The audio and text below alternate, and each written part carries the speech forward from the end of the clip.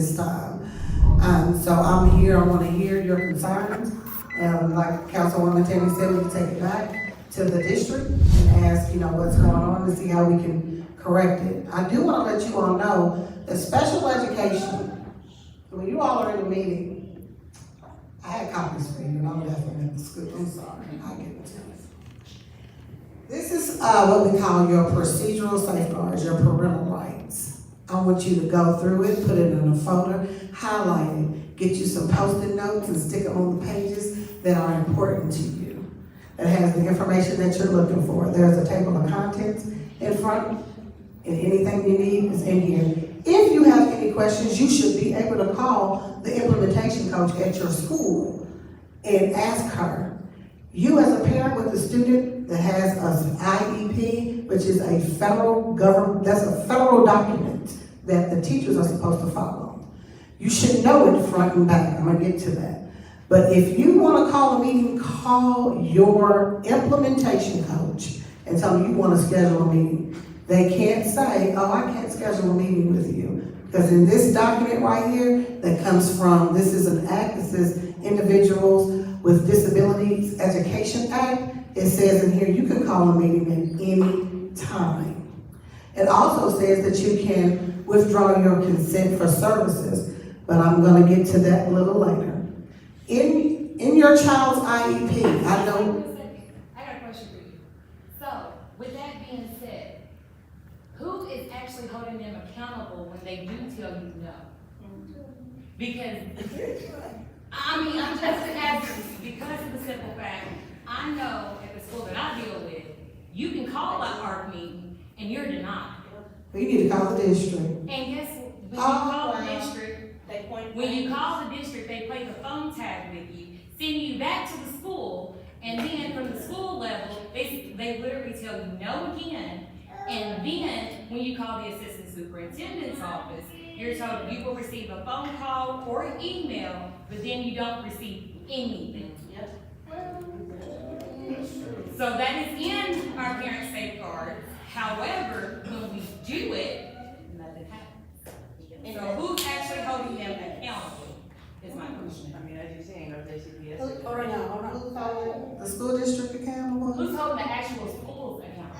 KDE, Kentucky Department of Education. That's not private, so. Yeah, I know, but I'm just asking because that has happened. Good question. And no, they're not supposed to deny you a meeting.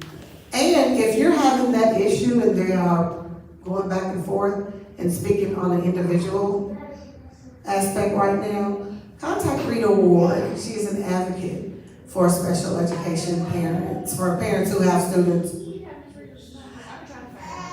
Yes, I know she has retired, but she has other advocates out there, and she will direct you to them. I will also reach out to another parent that I think that went through the advocacy training to see. With that advocacy program that you guys have with JCPS, they are not very informative at all. They actually refer you out to other agencies, like the Autism Center, in order for you to receive those parental, like the support that you're supposed to receive to do these RPs.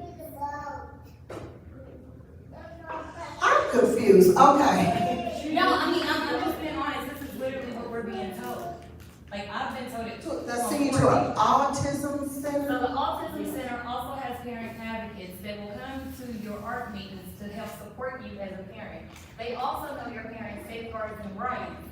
And supposedly, if you don't want a district representative, or that district representative is not representing you in the way that you feel like you are being advocated for you and your child, you can also choose other avenues and revenues and other people.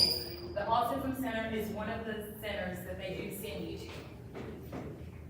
And that's to give an advocate. That's to get an advocate, because the advocates at JCPS are not really informative depending upon what your situation is with your kid.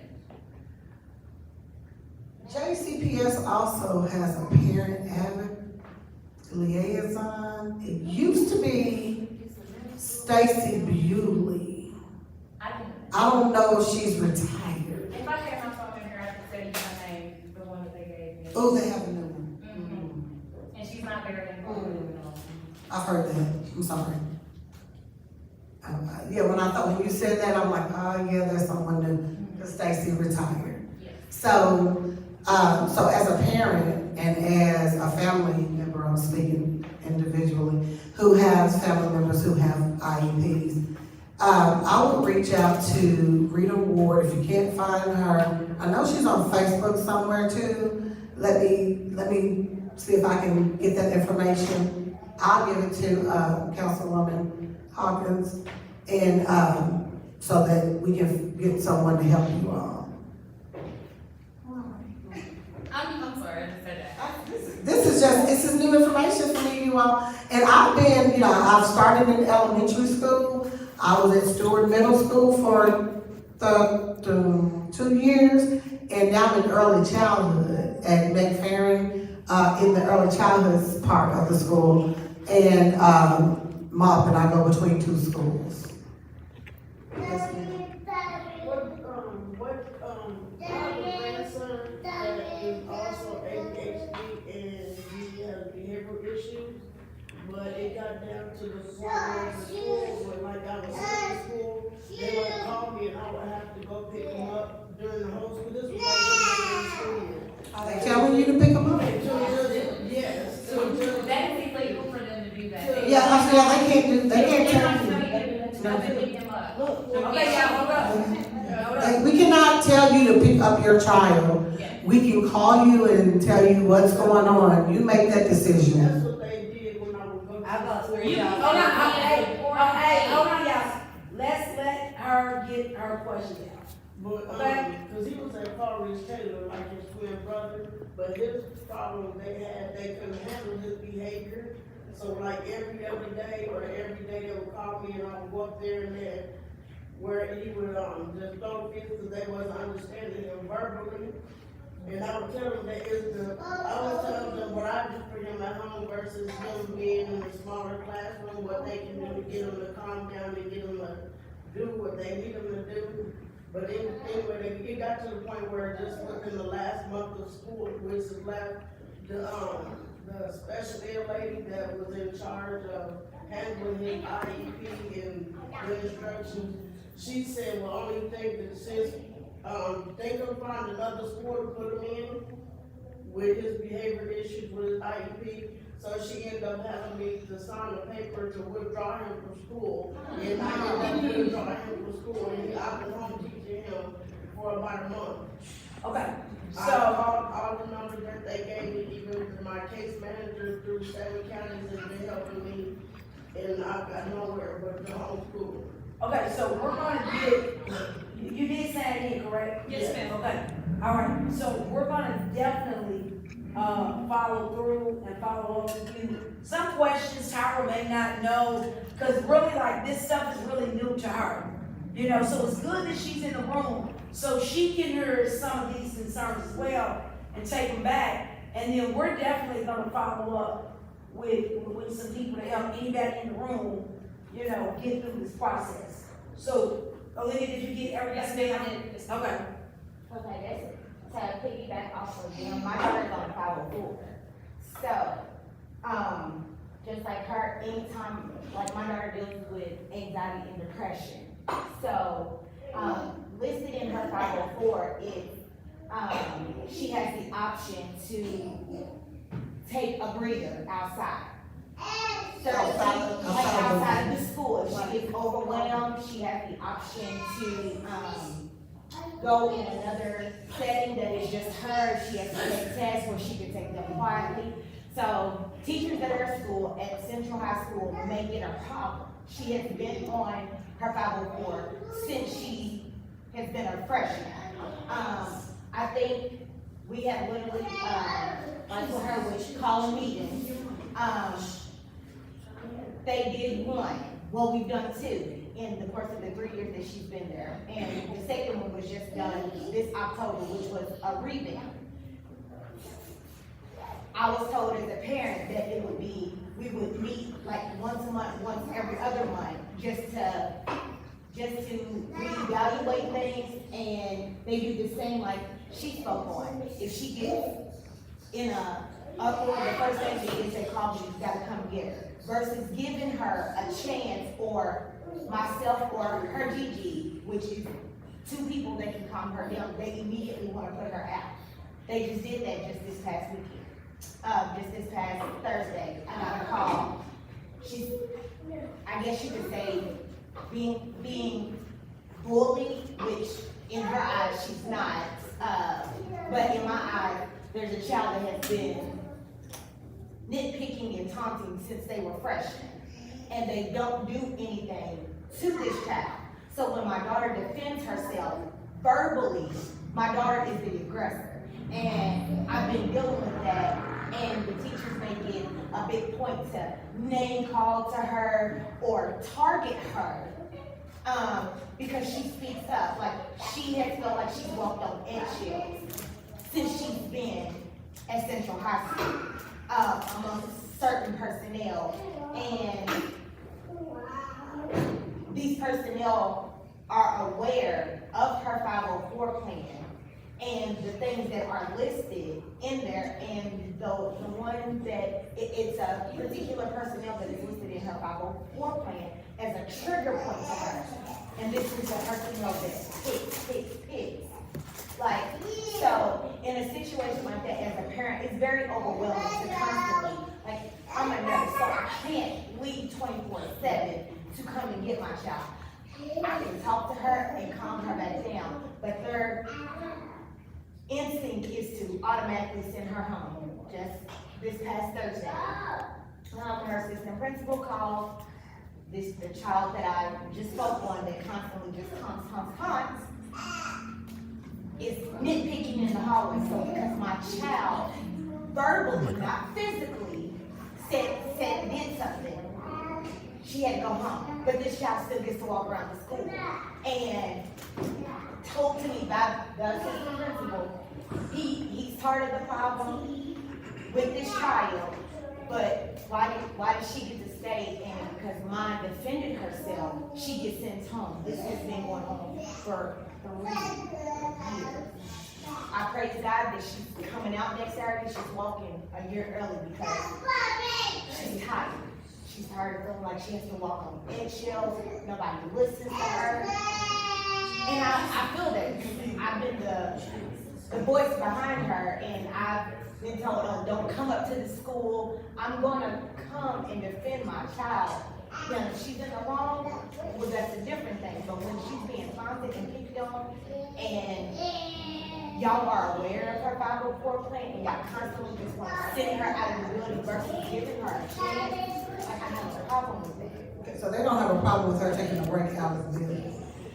The first time that she utilized her break outside of the building, it was a problem when she came back in the building. And the personnel that made it a problem is this person that is listed in her 504 as her trigger point. Can I, does she tell them that she's, I'm saying this for her safety?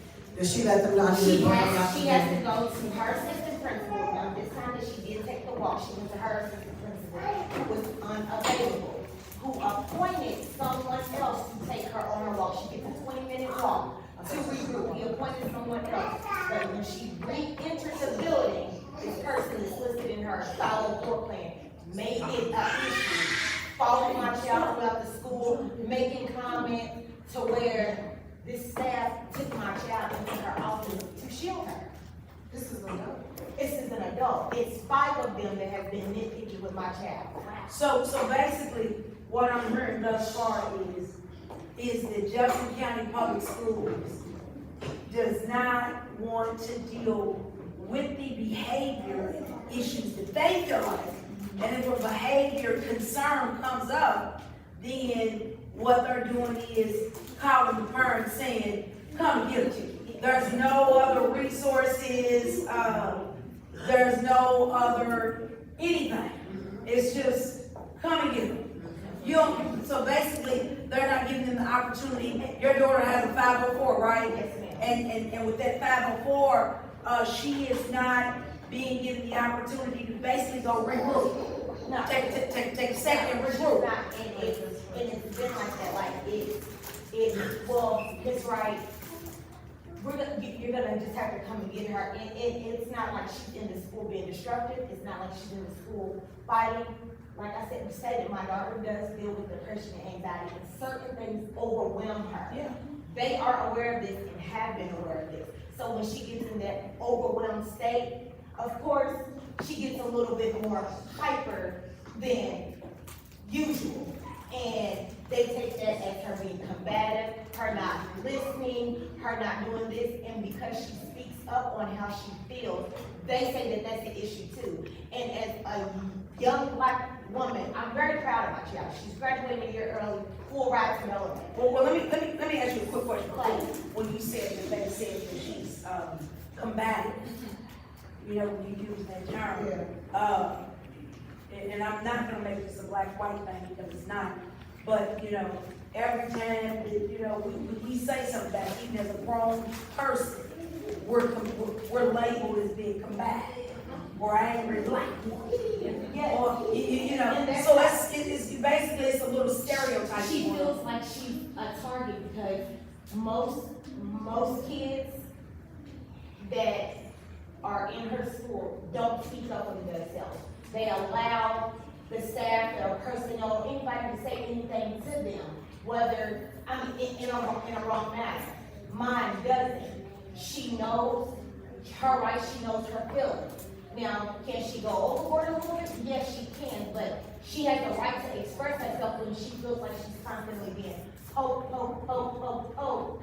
So there should be different interventions put in place for her, even in her 504 plan. I don't do 504 plans, but the counselors do, and my nephew had one. So I do know about 504. She should have a safe person that she has a relationship with. Does she have one in the school? That's what I was, That's the person that was out and their family. they find that an issue because she has a couple of them that she can go to, and then it's this one particular personnel, oh, well, why are you with her? You know, her mama's a bee, her mama do this, her mama do that, you know? So when she found these safe people to be able to talk to or go to, they still find it an issue to where these safe people are calling me, letting me know what the staff are saying to them for helping my So child. they're just prohibiting her from going to Yes, the like, it's safe, like as soon as to she keep walks the in that behavior school from building, escalating and. and then she doesn't have the thing is, she's not a behavioral child, like, my child, like, as you see her, she's sitting right there, she's to herself until she's bothered. She stays to herself. So, when she's constantly being poked, that's when that combativeness, so they say, comes about. And that's not fair to me because I feel like they're stereotyping my child versus giving her a chance to explain herself or listen to her. She's not even given that chance. Sometimes that's all they want to do. It's Somebody an listen to them. automatic, you're being combative. I've been on the FaceTime with her where a teacher has told her to shut her mouth, has taken her phone when she's calling me crying since she wants to come home, or she would rather kill herself versus going back to the school. Well, the one thing I am gonna say, we are not supposed to tell the parent to come and pick up their child. The only time that we will call you all and tell you to pick up your student is if they are suspended. If you can't pick them up, they're gonna spend the rest of the day out in ISAP. And we'll tell you how many days they're suspended for and when they can return. That is, we're not supposed to tell you to pick your kid up from That's school. not what they do with my grandson, is they want him to get evaluated by peace like every other day. And I had to take him, and one day I did take him to Norton, and didn't realize that, because I ended up having a CPS card on me, because I wouldn't let the peace center evaluate my grandson, even though I took him to Norton, and I was in Norton for over 8.5 hours getting evaluated. Okay, you said that, does he talk? I'm just asking. Yeah, he talks, but he doesn't talk, like, he'll talk to me, he might talk to someone who's at school, give or take, because I'm not there at school, so I can't say what I verbalize at school, but I know when it's us, he'll talk all day. And he'll ask to do certain things, like when I'm homeschooling him, we'll do activities, and I'll let him know, okay, we're gonna switch from math to reading, or whatever, he doesn't throw a fit. But at school, if they was doing this, he would throw a fit because he's already content in one task versus he got to stop that task and go to the next one, and he'll throw a tantrum or outburst, and they would call me, and I would have to go, I'm like, well, let's give it to him, and cause I already wanted, I can coach him, like, okay, Rochelle, or whatever, you gotta calm down and participate, and then go back when you're done. Next task, they give it to you, go to that. And sometimes I'll tell you, before he's ready to throw a fit, to give me a call, to let me know that he's not acting right. And one day, she said she knew the tantrum was coming. She didn't call me till after he spilled his milk on the floor and tore up the classroom and did whatever. And I ended up having to go get him. And when I did go get him, first she wanted me to do the peace center call at the school. And I said, I know because I couldn't be there and I would have liked to be there if they was going to evaluate my grandson. So me and his mom ended up picking him up. We brought him to Norton's Health Center, and he was in there for over 8.5 hours with them evaluating him. They said, okay, well, send him back to school. Okay, go back to school, continue to do what you're doing with him. Is what they said, because I got him, he's at 7 counties. He had an advocate from 7 counties that work at the school. And he also has a medicine doctor that prescribes medicine for his ADHD. But I didn't realize till later on that day after I sent him to school, I ended up getting a phone call from CPS saying I wasn't cooperating with the school. But I did cooperate with the school, I just didn't do it on day terms, because I wasn't aware of how your kid get evaluated at the school through the peace center, because I had another grandson that went through the same thing at a different school, and they took him right from the school to the peace center for 2 weeks. And So- that happened to my other grandson. Okay, well, I'm gonna say this, whose hand was up? She's been having a question for a while. Okay, I want to get back to the piece. And then her, and like you said, I want to piggyback off of her and her, which it's been a long time since I've had to deal with Coach Taylor, thankfully. Because I went through the same stuff with my son. My son diagnosed with ADHD and mood disorder. And there was times when the police called me to come to my son because they took my son from the school to peace. And I had to leave home or leave work or whatever and go to peace. Now, the situation with my son, I'm dealing with a lot of stuff I'm always dealing with. And I do know that a lot of it is his past.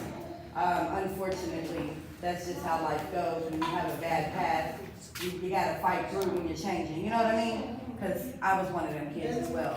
Dude, I was one of them, yeah, I'm just saying, you're not supposed to have to. you're not, but that's just how as a things special go. ed teacher, when I was in the classroom, I would have little Johnny throwing chairs and desks, and they'll come and get him for 15 minutes, guess what? Right. I'm not getting ready to re-trigger him. Come on in, little Johnny. But see, This is like- what we're doing. You have to start all over as if it's brand new. Yeah, and you should have showed with my son, his behavior was getting violent when he was at Crosby, and that's not like my son, because he's not cut like that.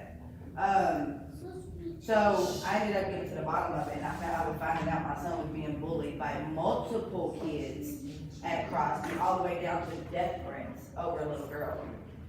All over a little girl that was his girlfriend, you know what I mean? All over a little girl.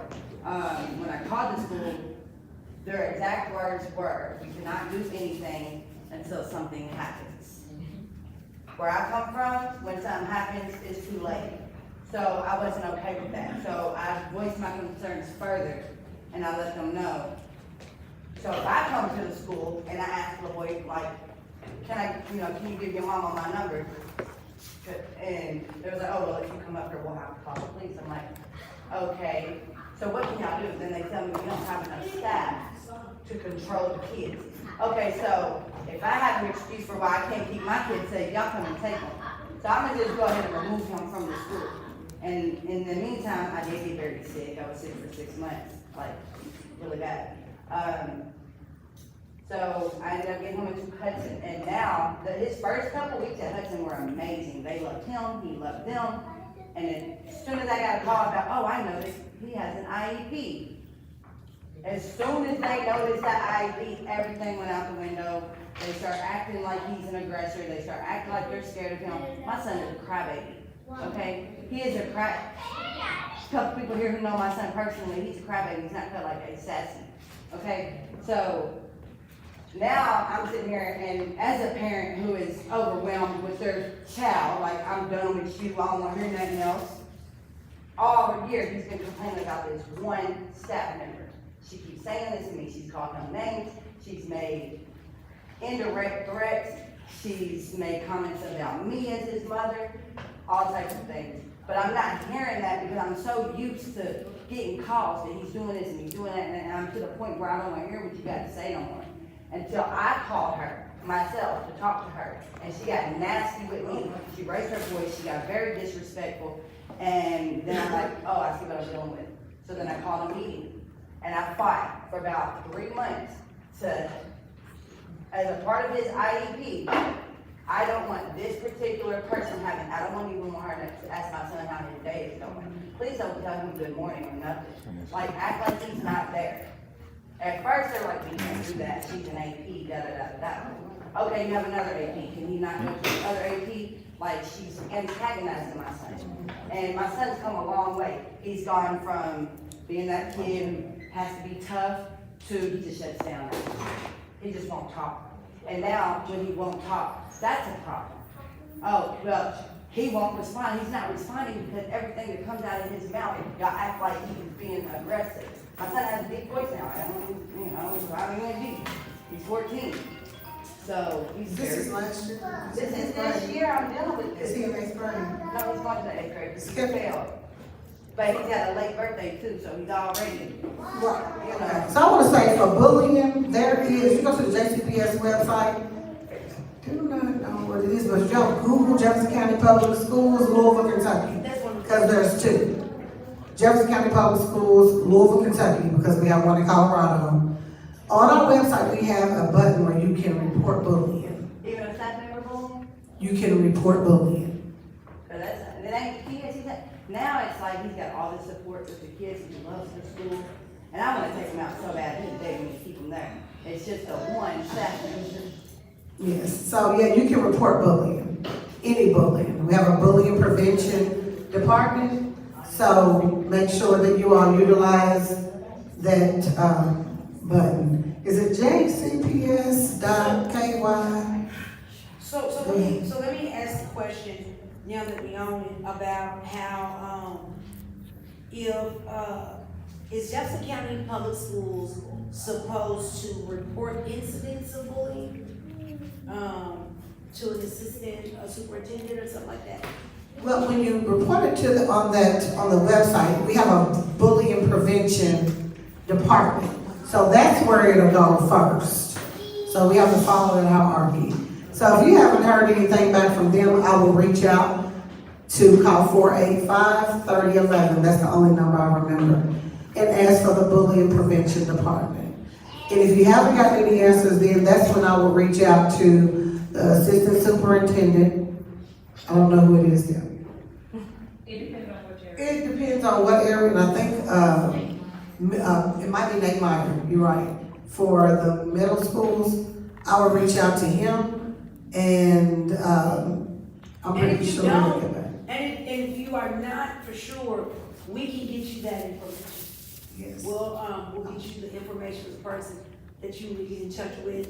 Because if you go to the website, it'll say who assistant superintendent is, I'll find out who it is too. I guess my next question is, I guess I'm gonna ask you this question. So, can you, give an overview of what the, IE program is? What is it supposed to, do? Just kind of give us a broad description of this, and then I have a few follow-up questions, after you just explain what this program is, you know, and how this is supposed to be effective and efficient for the kids, and how kids are chosen. Okay. Yeah, so just a little here and there, and then I'll come back with all these IEP questions after. So oh goodness, in middle school, they already come with their IEP. In elementary school, I would say early childhood is where we call it channel find. That's where, you know, the students in the classroom, the teacher says, I think we need to look at this student. I'll go in and do an observation in two different areas. One might be in the classroom during instruction or during center time, or, because I'm in early childhood now, or in gross motor, wherever the child is. And so we'll reach out, sometimes parents already have already reached out to us. So then we'll continue to put, the teacher will for 6 weeks put in interventions. And then she's gonna graph those interventions to see if these interventions are working for this child. If it does not, we will meet, and normally we will meet with the parent to talk about what was put in place for the last 6 weeks. And we'll look at, so if the student interacting appropriately with peers, and we'll look at it, this might be 0 to 20%. That's what we're seeing. And so then we'll go over all the data, the speech language pathologist, we'll go over all the data of the screens that she implemented. And then we'll gain consent from the parent to complete an initial evaluation. Once that is done, we have to reach out to the school psychologist, the speech language pathologist. If we see any other areas like OT, or they fine motor or gross motor, they'll come in as well and do interventions. I have to do 2 observations, like I said. And so then we have to get 6 more weeks worth of data. So then we'll meet again to go over that data. The school psychologist has done the assessment, and I can't remember, but it's an IQ test. So she'll discuss all the scores from what this child's IQ is and all of those things. But yeah, and I'm thinking about middle school because but anyway, let me get back to early childhood. But it's across the board. And once we gather all the information, we see the areas of concern, then what we'll do is write an IEP. On the front page is what we call it's the present levels. This is where the student is functioning, and whether it's speech, or whether it's academics, social, emotional, and general intelligence. General intelligence will be where the IQ information will go. The next place that I will go to as a parent, because all that other stuff is just yes and no. I will look at that. But the one thing you're gonna want to know is, what are my child's goals? What are you all working on with mine? We're saying when in large or small group, little Johnny, it will interact appropriately. In parentheses, it'll describe what it's supposed to look like. Because just don't put will interact appropriately with his peers. We want to know what it's going to look like. So in parentheses, it'll say he won't hit, he won't kick, he won't spit, he will share, and then close parentheses. On 4 out of 5 trials, 60% of the time, as measured by.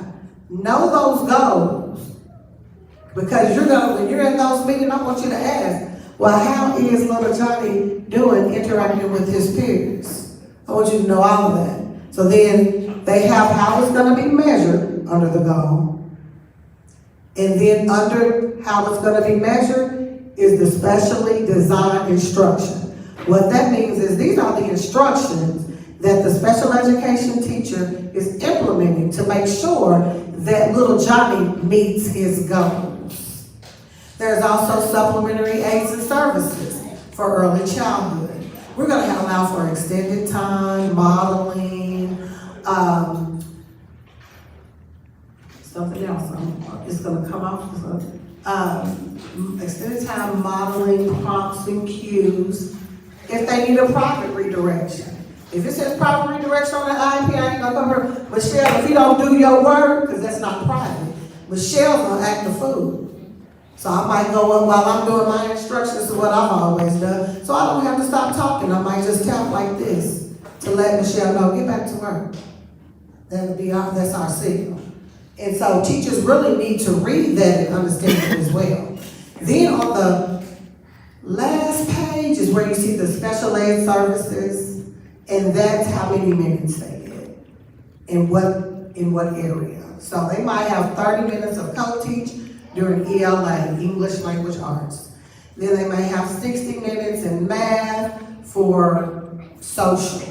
And then 30 minutes, they're gonna come back for adaptive and social skills. Something like that. That's what it should look like. It's like you're doing a check-in at the end of the day just to see what their day was like. I always have a little reward system at the end of the day. Sometimes when you're starting out, that reward cannot wait till the end of the day. You might have to have several check-ins with that student and give them a small little token. And then at the end of the day or at the end of the week, you have something big for them. They might want to just come eat lunch with you. They might just want you to give them some McDonald's and just sit in your room and eat with you.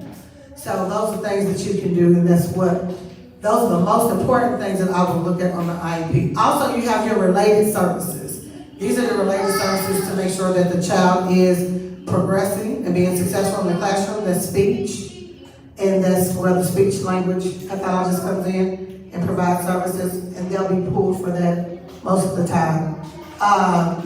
Or if they have OT or PT, or if they're on a special needs transportation. So let me ask this. So let's say in the event that a parent does not want their child, in this IEP program, could they possibly refuse that? They can. Okay, is there any retaliation if they do? Hold on, guys. It should be. Okay, so it shouldn't be. So, But there can be. So that's another allegation that they call CPS when you don't, right. But even bigger than that, one of the biggest concerns is children that are being placed in IEP, they get paid more money for those children. That is a lot of talk. I don't know if that's true, but when they contacted our office, one of the things that they said is a lot of Black and brown kids are being placed in IEP. One, if they're a family member, if they have a sibling that is on IEP, like let's say if a kid gets in trouble, I'm just going to use this. This was a scenario. 3 guys caught a stolen car. 1 guy didn't know it was a stolen car. Straight A student, great school. They sent him to another school. Well, he could not go back to Central, and even though all his charges got dismissed, even though everything got dismissed, because you're innocent until proven guilty, right? And they did not allow him to go back to his traditional school.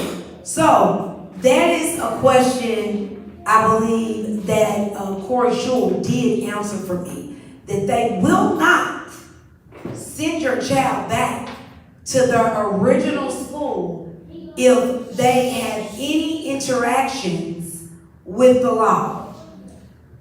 Jefferson County Public Schools and the law has a really good relationship, per the board members.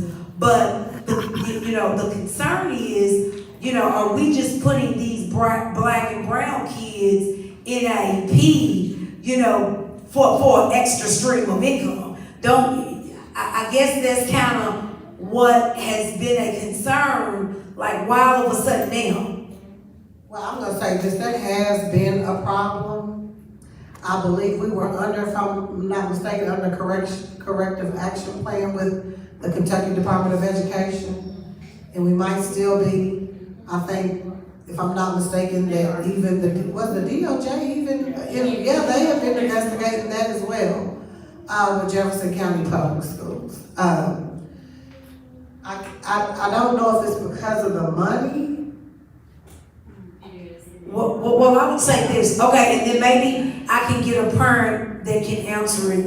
And that is that, okay, so it is one of the two reasons. Like, your child could just have a bad day. It could be a bad day.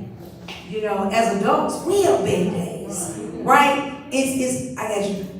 So, even if a kid has disciplinary action that day, because it's a bad day, you know, for me, if you're not meeting a child where they at, and if you don't have those cultural skills as a teacher, you will not be able to reach that child, right? So with saying that, so you will have teachers saying, this child is combative, send them to IEP. But they can't do that. It can't be just one day. Okay. Yeah, it has to be over a period of time. Well, you're gonna get that, right? Now, hold on. You're gonna get a period of time if you can't come to common ground with a student. Like, I've heard a couple of parents say specific teachers are triggers for their kids. So if you're going to, and you know what, I don't need nobody on Facebook, nobody else, and she ain't got no kids, she don't know. It don't matter, I got a whole football team, a whole bunch of nieces and nephews, and I'm telling you, it don't take common sense to know what trigger points are. Because as an adult, we have trigger points. So just imagine a kid having a trigger point just off of, and that's what I mean when I say, who's holding teachers accountable to meet kids where they are at. It should be. Are acting like some of these kids are. Right. They're addressing these kids. We got somebody. But I'm gonna say it should be the implementation coach if it's a special ed teacher. Can you give your mic to this? That's where I'm on my way to, right? We got somebody who deals with this too. It should be the special education teacher goes to the implementation coach goes to the special ed teacher and let them know, look, this is what's going on. You need some help and I'm gonna coach you on what to do with these students. And then, but if it's the general ed teacher, then it's for the principal to take care of. These principals, like these titles, are not the responsibility. Some of them do. I'm not gonna say all of them. Okay, go ahead and let Angela speak. Hey everybody, I'm Angela Maston, and so I am I guess the title could be a special education advocate. So which means I could go into the IEP meetings with parents and help parents navigate that process. Because what happens is, the reason why we have so many Black and brown kids in ECE, which is special education, which has an IEP or a 504, right, is because we as parents say yes, right? And so if we do not feel like they are going through the process, which is, there's a process, there's an evaluation process, and after the evaluation process, you gotta see if you're even eligible to either have a 504 or IEP. Because sometimes we may not be, we're overdiagnosed in our kids sometimes, and they may not really have a diagnosis. Some kids just might just have some challenges, and we just need to deal with that and figure out a way. They don't necessarily need special education services. But there are kids, yes, that do need special education services, right? And so, for example, my son is in an EBD classroom. He's in an emotional behavior disability classroom, right? And so that class is, better known as a class that has all them badass kids, sorry babies, but I have all them kids in there that throw the chairs and spin and do all of these things, right? So, has my son done those things? Yeah, but, it's because we weren't able to find, some processes for him. So he processes differently, he's on the spectrum, he's severe ADHD, he's everything, right? And so we did all of these evaluations. When he was in preschool and early childhood, he had a speech delay. He actually was nonverbal. And so I did not get any services until I figured that out. So when we got into it, we had an OT, we had a PT, we had all of these things. I say this to say that along the journey, it was very difficult because I did not know the process, I did not know the terminology, I didn't know what was right, what was wrong, and those things. So I wasn't really educated in the world of ECE until I became a teacher. When I became a teacher, I ended up being an ECE teacher, and that's how I kind of found out. So then to me, I said, I need to help parents educate themselves a little bit better so that when we do step into these meetings, because they're very overwhelming, if you are by yourself, you usually have 5 different people. You have your implementation coach, you have your assistant principal or principal, you have a general education teacher, you have an ECE teacher, then you have a mental health therapist. You have all of these people that probably are telling you that your child is bad, don't know how to do this, and nothing ever positive about your child.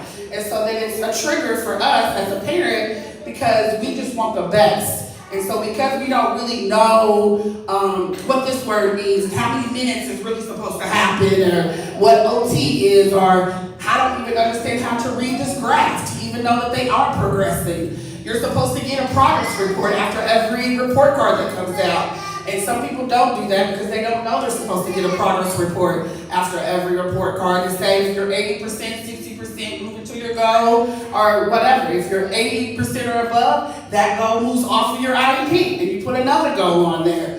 But that 80% has to be there more than 6 weeks, right? So there's a lot of things that people don't know, and we're just sitting here at a meeting and we're saying yes.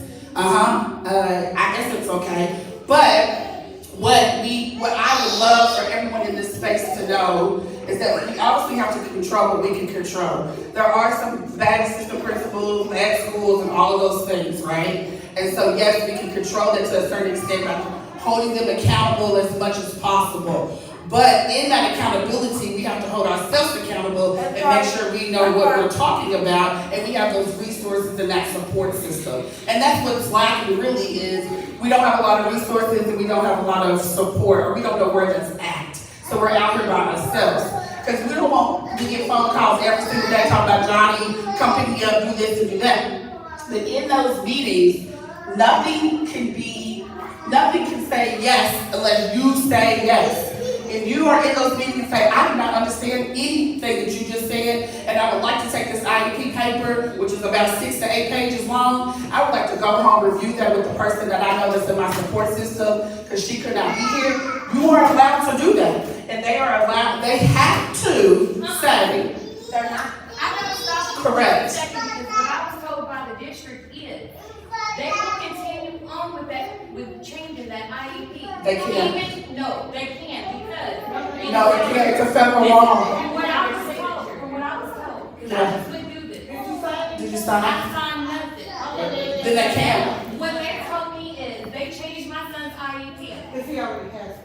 He already has one, but it wasn't even implemented, so now we have to do what's called comp ed, because they were already paid for services that were never rendered.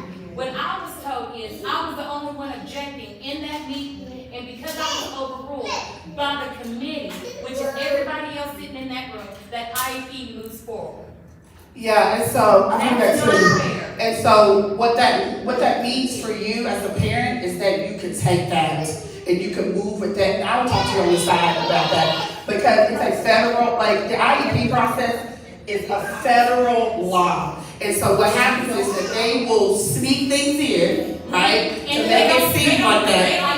Correct, but it will not and it cannot be implemented or executed if you do not sign that. Okay, so can I ask you this, Kendall? Do you have any cards on you today? I don't have any cards with me, but I have an electronic card, so you can Okay. put it in your So, phone. I don't wanna bombard you today, and I'm so glad you showed up.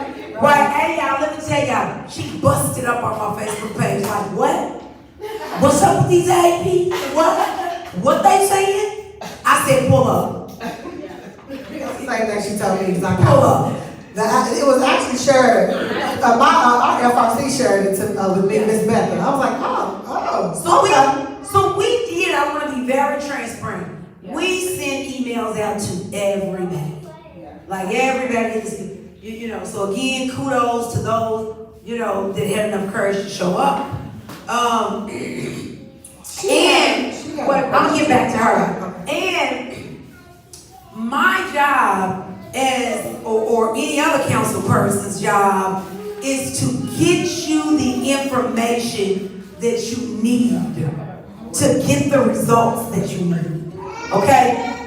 You know, we can't step in and talk to the teachers, but we can get you, you know, the emails, who you need to talk to. And if I'm not your council person, you know, I'll find out who your council person is. Your council person is supposed to advocate for you. You know, when this stuff went on with the school buses and, you know, and I was having the press conferences and all of that, I was fighting for the people who put me here. You know, and I also want to say this, you know, people give a lot of slack to council members, but I'm going to tell y'all this. Y'all ain't giving no slack to the board of Jefferson County Public Schools. We put them there. It all has to do with voting.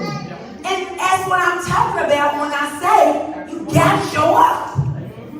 You know, like, you know, I'm going to say, what's the name of your group? Okay, there's a group, Village of the Kids. Okay, so I get, how many people's in that group? Like 50 or 60 people, you know, that's having concerns and issues, you know, but, you know, if we had a voting poll here today, it'd be slim to none. You know, we wouldn't get what we want. So when people always say, Tammy, you know, because I try to keep it as authentic and as raw as possible, right? I ain't cutting no corners. You know what I'm saying? You know, but I'm gonna say this: you can never say one thing without the other. We got to hold ourselves and our parents accountable for not showing up, and we also have to hold our parents accountable to get if you don't have the tools to understand it, rely on your board members, rely on your council members to give you the tools that you need to fight for your child. You know, I respect those people that do fight for their children. You understand what I'm saying? I don't care if your child is dead. I don't care what's going on with your child. When you gonna show up, it's those that don't want to show up and then get on Facebook and then they want to get to talk about, oh, they did this in Jefferson County Public School. Oh, the teachers, all the principal, the board. And all you doing is capping on that free app. But you ain't walking through the door where you gonna get results. You know, we talk too much. You know, and that is exactly why we don't get the results that we need. You know, we got to hold each other accountable. When them people get to talking, you know, because I'm going to hold the people accountable, like I said, but y'all got to show up. It got to be both ways. I ain't going to be out here, you know, like Martin Luther King, like it's run down and I'm looking back and I ain't got nobody behind me. Nah, y'all gonna set me up like that. You know, I'm just being honest. You know, because I put a lot on the line for people. You know, I just do. When people call for action to my office, me and Olivia go hard to make things come to fruition. You know, so when Angela's showing up, you know, and with Tara showing up, man, I appreciate it. They didn't have to show up. And showing up means a lot. It speaks volume about your character. You understand what I'm saying? These are the people that we put in these roles. I tell people all the time, I work for the people. The minute y'all want me here, or y'all want me here no more, I'm gonna run out. Whoever feel like they want my shoes, I'm gonna kick them out and give them to them. But Tammy Hawkins is getting results. Everything in my district is moving and walking. Can't nobody call my office one time with a concern. and I don't address it. So if that's all I'm asking for y'all to do, show up, but I can't fight. Can't fight no harder than y'all. You know what I'm saying? I'm gonna keep it a buck, cause I ain't bought. I ain't bought, I ain't sold, I ain't nothing. I truly am passionate about what I do, and that's working for y'all. You know, and again, you know, I really, truly want to thank you for showing up. You know, because, you know, if it's something that I know, I'm gonna go hard about it. But if it's something that I'm not sure about, I'm gonna get the people in the room for you that can give you the answers.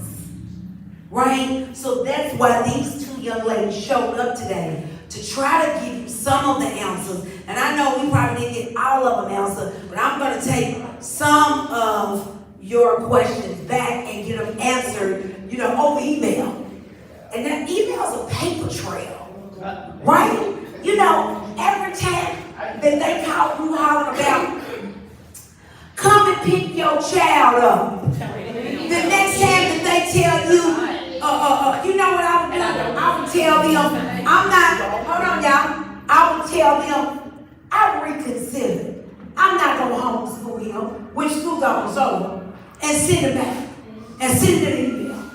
Make them force you, make them put it on paper. See, we get in these roles and we go to these schools and we let them people tell us whatever they want to tell us, and we back. We back, right? Instead of saying, you know, like Miss Angela said, I'm going to take this home and look over it. I'm going to give it to my sister, my brother, or somebody who's a little bit more knowledgeable, you know, about what this paper may say. You don't got to sign anything. Basically, I'm hearing you signing your child's rights away.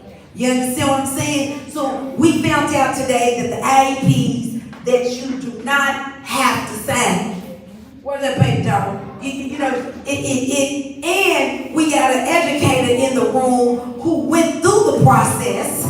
And, you know, not only did she go through the process, but she came back to help the people that needed to get through the process. So I appreciate that. You know, more than anything, I really respect people, you know, that they'll walk the walk. You know, that took the steps before they decided to take the elevator. You know what I'm saying? The elevator don't give you experiences that the steps do.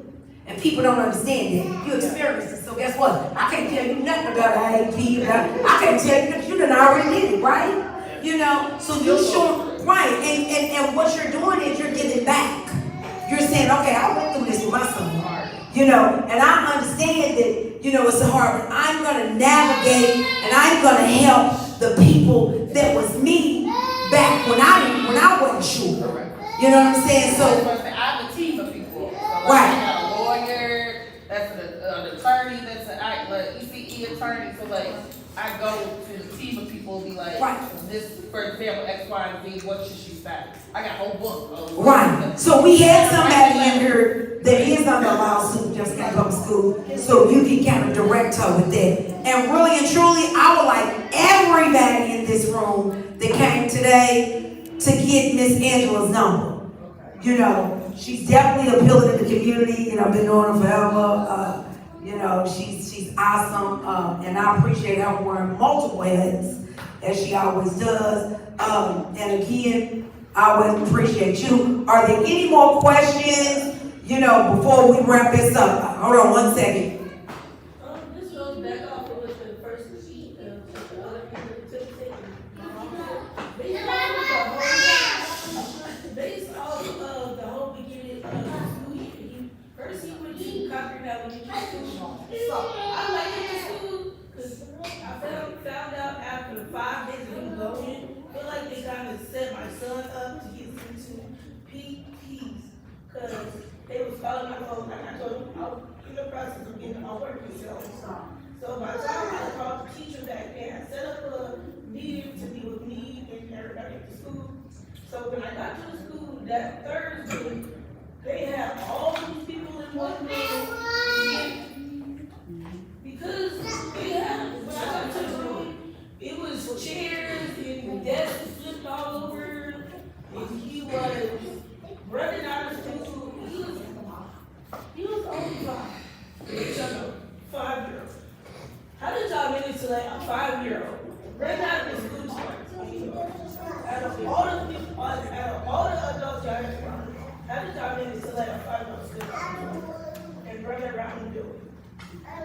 And what school was this? Cochran Elementary, and they told me if I did not let him go to police health center to get in-house, they was gonna call CPS, so they not gonna have to get in.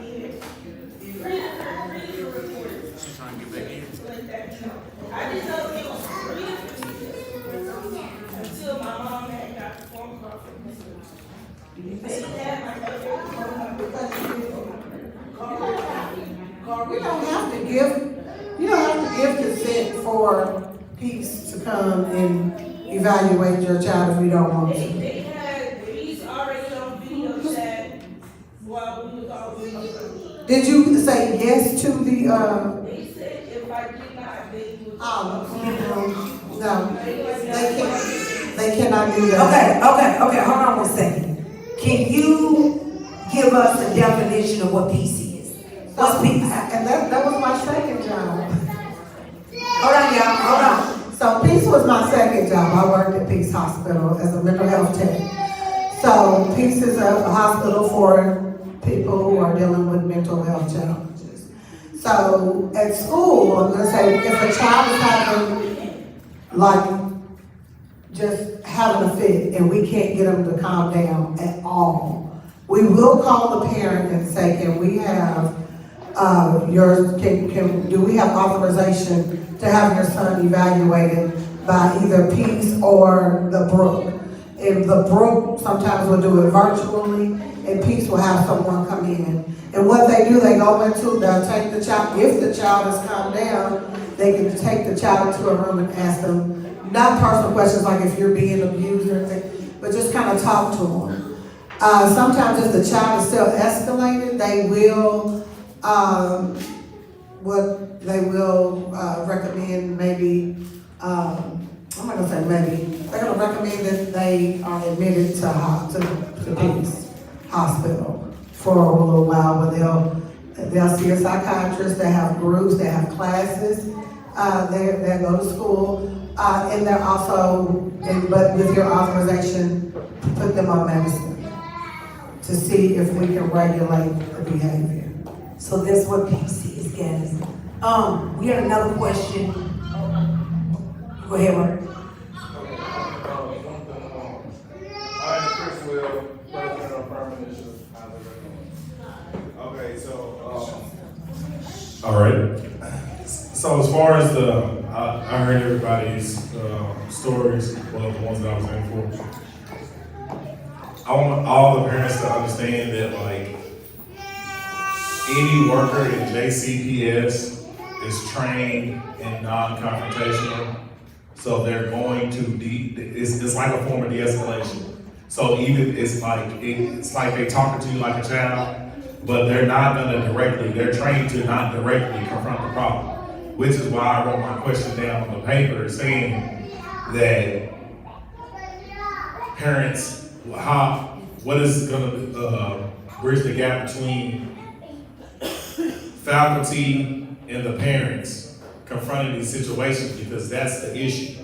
Like, making y'all sign the EEPs and making being quotations, and making y'all sign the IEPs, and then calling you to come off of your job and pick your child up, instead of having systems or teams of people put in place. Like, I honestly feel like they should have like a crisis team in every school. 2 to 3 people, maybe 4 people max. They keep saying there's no jobs in JCPS. Make some jobs. That's right. You know what I'm saying? So like, there should be a hell of people that's willing to. I would think some parents will be able to take this on, because you need that father, mother kind of oversight, to where some kids respect people that they know that have their best interests at heart. And sometimes when you're in school, I just want y'all to kind of instill in your kids too, that sometimes they don't have your child's best interest at heart, because they just there to get a check. Some teachers are there to just get a check. Keep that. Yeah. He said one more time for brother. Some teachers are there just to get a check. And I got personal issues and stuff that I went through with JCPS. For Through every note, every performance, the arts connect us. The arts connect us through joy and through awe. bridging cultures and generations. From intimate theaters to the grandest stages, the arts bring us together, reminding us that we're never truly alone. When we experience the arts, we experience each other. Kentucky Performing Arts. The arts connect us. If you do nothing else. If you do nothing else. If you do nothing else. If you do nothing else. If you